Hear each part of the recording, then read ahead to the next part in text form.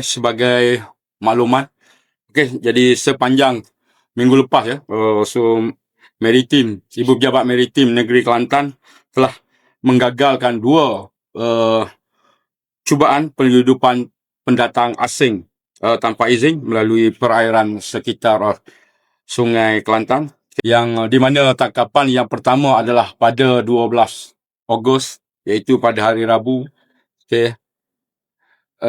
Kita telah berjaya menahan 4 individu yang dipercayai terdiri pada 3 lelaki warga negara India, manakala 1 lelaki warga negara Sri Lanka. So tangkapan pertama ini adalah hasil maklumat risikan Ibu Pejabat Maritim Negeri Kelantan. Berdasarkan maklumat tersebut, pada lebih kurang jam 5.44 pagi, so bot Ronda Maritim Malaysia telah bergerak ke lokasi kejadian, dan bot tanpa nombor pendaftaran ini pada mulanya dikesan ketika bergerak laju dari Kuala Besar menuju ke Kota Baru dalam keadaan bergelap dan mencurigakan sebelum bertindak melarikan diri selepas menyedari kehadiran bot Ronda Maritim Malaysia. Dan seterusnya bot Ronda, bot kita telah bertindak mengejar bot tersebut sebelum memasuki perairan Cetek, dan ini membolehkan bot tersebut meloloskan diri.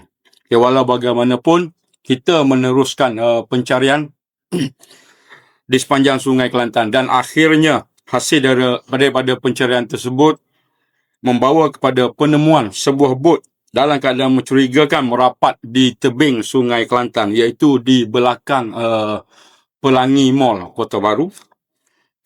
Setelah menyedari kehadiran bot Ronda Maritim Malaysia, bot tersebut sekali lagi telah memecut laju meninggalkan tempat kejadian.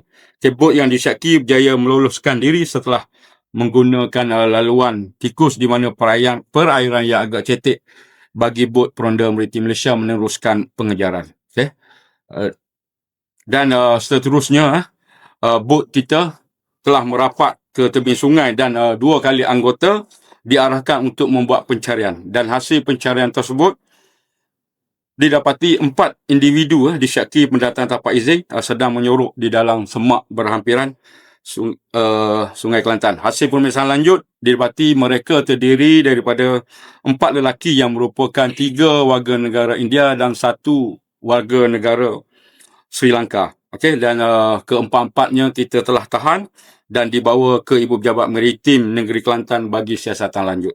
Dan seterusnya, pada 14 Ogos 2026, iaitu pada pagi Jumaat, sekali lagi berdasarkan maklumat risikan Ibu Pejabat Maritim Negeri Kelantan, bot ronda kita telah diatur gerak untuk membuat rondaan di perairan sekitar Kelantan. Dan pada jam lebih kurang 06.40 pagi, sekali lagi penemuan sebuah bot mencurigakan dapati bergerak dari Kuala Besar ke Kota Baru. Bot ronda kita terusnya membuat kejar buru ke atas bot tersebut. Walau bagaimanapun, so itulah keadaan sungai yang cetek. So dia berjaya meloloskan diri, dan kita meneruskan pencarian di sekitar perairan Sungai Kelantan, dan ini telah membawa penemuan sebuah bot yang sama juga dalam keadaan mencurigakan sedang menurunkan penumpang di tebing sungai berhampiran Tendung, Pasir Mas. So menyedari kehadiran bot kita, bot tersebut memecut laju dan meninggal dan berjaya meloloskan dirilah.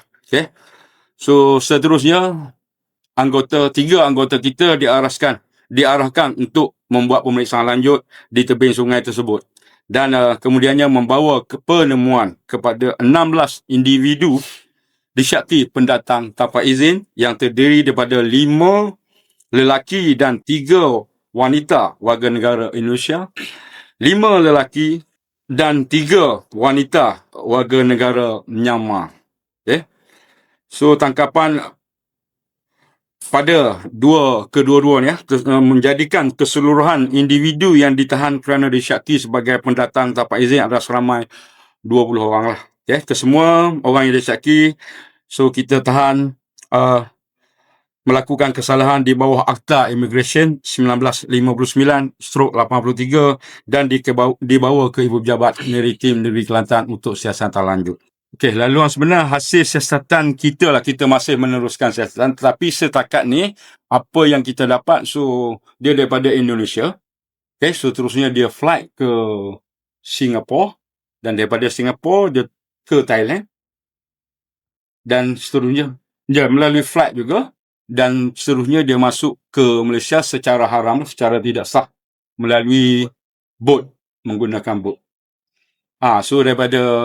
So kita syaki daripada seberang sana lah, mungkin daripada Tabai ataupun sana, dan melalui laut dan seterusnya memasuki Sungai Kelantan lah. So itu yang kita kesan di Kuala Besar. Untuk lokasi pendaratan tu dia tidak menentu, dia berubah-ubah. Berubah-ubah. Okay? So kalau kita tengok pada kes yang kali ni, so dia masuk lagi ke dalam lagi. Kan? Jauh sikit. Jadi bayaran dia tu agak tinggi lah, antara RM5,000 hingga 10, dan kadang-kadang boleh mencecah lebih lah daripada tu. Bergantung kepada negara ataupun bergantung kepada pekerjaan yang kita okey. Setakat ni bergantung kepada negara lah, dari mana dia datang.